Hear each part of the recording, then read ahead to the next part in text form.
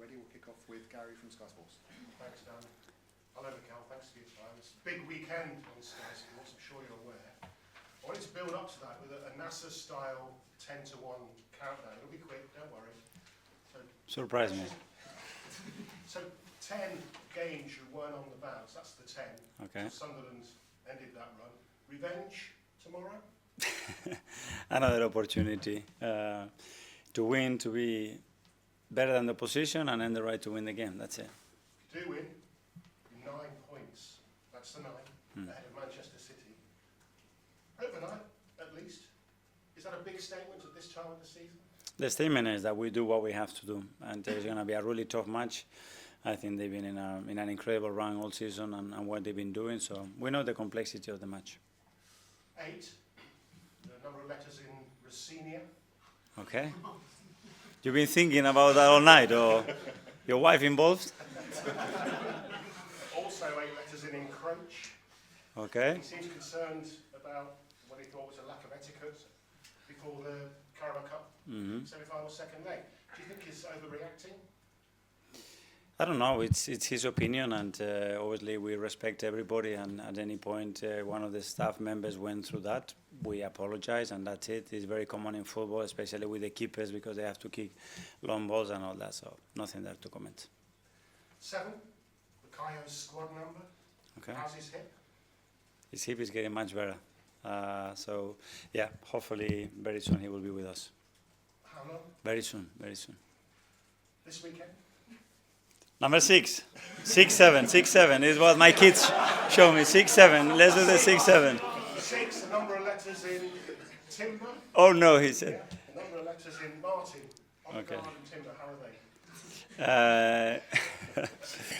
So Martin again is getting better. It will be a matter of days, we believe, and Juren is fine. Oh, great. So good for the weekend. 5.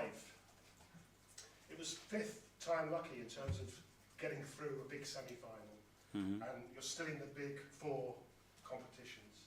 Now the dust has settled on reaching a Wembley final. Just over the last few days, have you sensed a real vibe around the place? It's a springboard to move on. Well, the energy that it brings, winning a big tie against a great Chelsea side, and the fact that you visualize yourself in Wembley in a couple of weeks, obviously is exciting, is what we want. You could feel the excitement around our supporters as well, which is great. So, yeah, on to the next one now. We're nearly there. 3, Max, 3 letters. Max Dowman almost back, we hear. Max hasn't trained with us yet, so it will be still a few weeks, I think, but it's getting better, yeah. And the man with 2 surnames, Oxlade-Chamberlain. Yes. He said goodbye to his friends here at the training ground. It looks like he's going to Celtic, not confirmed, but has he got a lot to offer a club still? It's been brilliant. It's been great to share some time with him. His experiences, obviously we played together as well, so some great memories. So it's been really helpful to us. Hopefully we can help him and support him in that tough period for him, and wish him all the very best whatever he decides to do. Finally, anyone else picked up an injury we're not aware of? No, the rest we are all good. Thank you.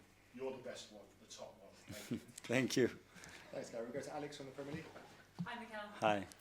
Just reflecting on that game at the Stadium Light back in November, what makes this Sunderland team difficult to play against? Well, they are obviously extremely competitive, really well coached. They have very good individuals, very clear identity of what they want to do, where they want to take the game, and they are very good at it. You could only see the result that they had against the top side. So we know what to expect, but we need to deliver that tomorrow. Camerino led the line that day. How much are you going to miss him? Yeah, obviously it's a big blow. Mikel offers something unique in the team, but he's going to be out for months, unfortunately, with a very rare injury. So we need to support him, make sure that he's very connected with the team, because he can still add a lot of value to the players and the staff, and yeah, keep him around. What kind of atmosphere are you hoping for at the Emirates? What are you asking for from the home? The best. Tomorrow, 2:30, the best atmosphere that we've seen. Ready everybody for 3 o'clock to exploit. That's what we want. We start to get in a really, really crucial part of the season, and we know what every game means, and we need to get into the stadium with that energy, all of us. Really crucial part of the season, as you say, fighting on 4 fronts. What is the priority? Is there a priority? Yes, tomorrow. That's the priority, and the only priority and the only focus that we have to put all our energy and commitment, and we will do that tomorrow and try to earn the right to win the game. Good luck. Thank you. Ian, Talksport. Hi Mikel, how are you? I'm good, thank you. You've unbeaten in your last 43 matches against promoted teams. That's the joint longest run in Premier League history. So that's a bit of history you can make tomorrow. Your team has scored the second most amount of goals, kept the fewest goals from going into your net. You're winning the league, or you're winning games this season in the right way, aren't you? You're going about this assault on 4 trophies in the right way. Well, that's the way we try to prepare every week, and every opponent is different and brings very difficult challenges, and we need to face them, and we've been doing that for a lot of months now, and that's the thing that we have to continue to do, and play with that hunger and that commitment every single game, because if we do that, we have a big chance to win a lot of games. A couple of your key signings. First, David Raya, 20 clean sheets in 38 games this season. Took 58 games for him to keep 20 clean sheets last season.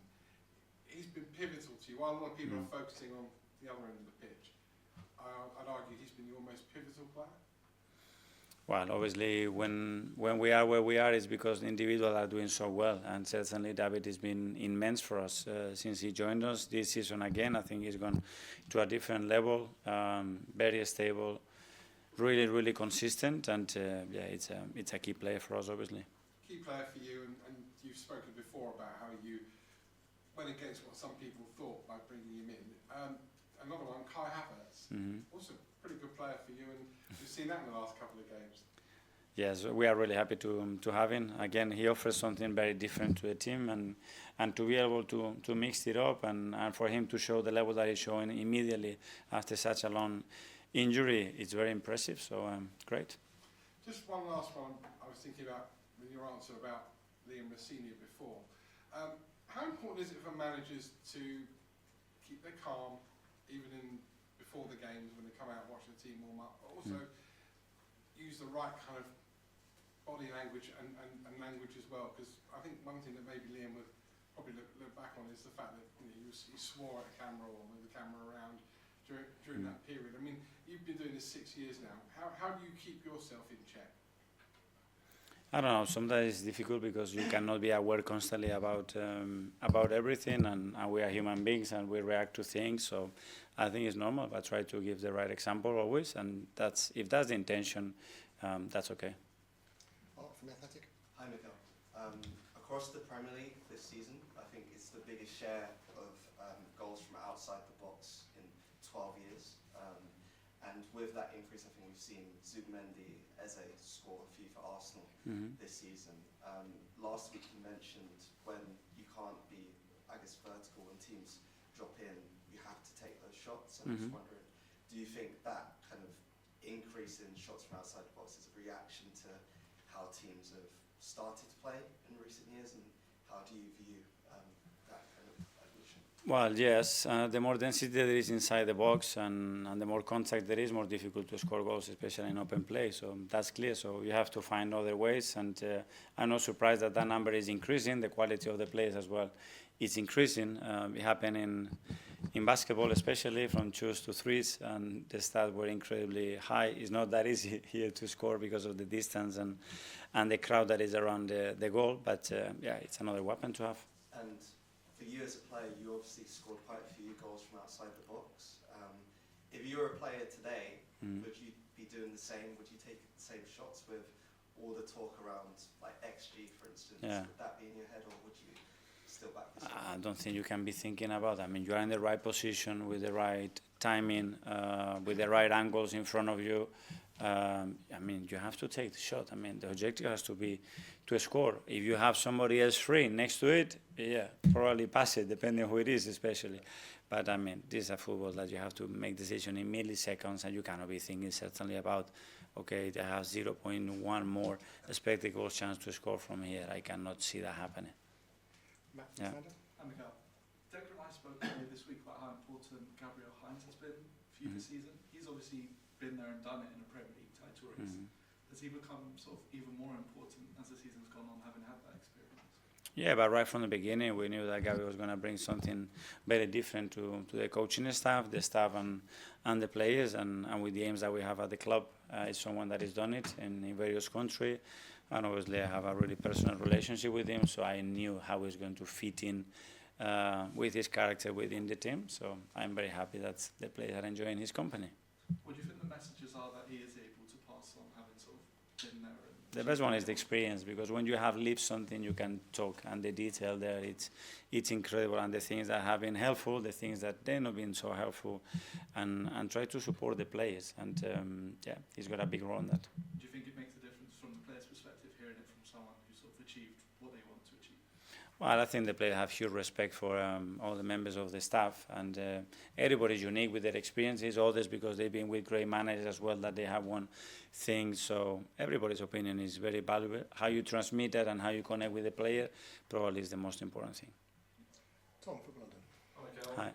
You mentioned it's getting to a really critical part of the season now. You've been with your side for 6 months and being at the top of the table, top of the Champions League, into the late stage of these cup competitions. Is this the best group that you've ever worked with since starting at Arsenal as manager? I don't like comparing. It's an amazing group, obviously, and they're doing an incredible job so far. And we are all very excited, and I'm very privileged to have each other. And we're going to enjoy it till the last of the season. And one of the things that tends to happen when you are at the front and at the top is that you're the most exposed. I don't think I've ever heard as much spoken about an Arsenal team in the last 10 years as I have about this team this year. Mm-hmm. How do you deal with that, and do you expect to hear more voices and more talk around your team when you are in that position? We don't have much time, so we are so busy with games, training sessions, planning, and that we are a bit far from that. But it's normal, and I think it's something very positive, whether it's a positive feedback or not so well. I think we are here to learn and improve, and the fact that we are there is the most important thing at the end. Guillaume Balaguer, welcome. Mikel, I heard you talk about the positive reaction in Europe to the way you're playing, and I just wonder, how do you know? I mean, do managers call you? Are you on WhatsApp? Do you Zoom with them? Do they call you to tap into the things that you're doing? Is that a discussion that happens? Yes, and we have a lot of people coming here as well. And when I was in other clubs, I always like to work with other people. I love having coaches here from different sports, from different countries as well. Or some of them that are not working, that I admire, and we can get so much from them. We'll go to Phil, back from Pierre. Hi, Mikel. Just going back to the being with seniors comments. Obviously, I think you said we apologise or we apologise. Just wanted to know if you will change the way that Arsenal go about the way they warm up, I suppose, just in case to avoid another similar incident. Yeah, I already replied 2 questions of that. I think that's enough. Okay. Thank you. Just in terms then of the Premier League, obviously, if you win against City, on Sunday, if you win on Saturday, you'll move 9 points clear of City. When do you start believing that this is going to be the year? Is there a moment that, when the gap's so big, that you think this is going to be the year that we're going to do it? Yes, before the pre-season started, and I started to prepare everything with the intention to be where we are, and make sure the players are very convinced that we are going to achieve it, and then go day by day. That's it. Okay, we'll do the last couple in the S line. Nick at the back. Hi, Mikel. Just Hi. a couple of questions about Granit. We're not sure if he's going to play or not, but were you surprised to see him come back to the Premier League, and then what an impact he's made at Sunderland? The fact that he came back is always a possibility in football, but obviously he spent quite a lot of time away from his family, and it was a critical part of the decision that he made when he left us. About the impact, not at all, because I know his character, and when you give him that role, he grabs it with a lot of authenticity and in an incredible way, and I'm very happy to see what he's doing. When he was playing here, a lot of people said that he had all the makeup of a good future coach or manager. Can you see him following in your footsteps? If he decides to do that, I think he's going to be a great manager, yeah. Okay, final one. Yeah. Hi, Mikel. Hi. At this stage in previous seasons, Arsenal were the ones chasing title leaders, but now you are the one being chased. Does this feel different? Is it a different type of pressure you feel on the team? Depends. I think we've been in both positions in recent years. At the end, you just have to focus on what you have to do, try to perform every single day, and in May we will start to think what is better. Okay, that finishes us.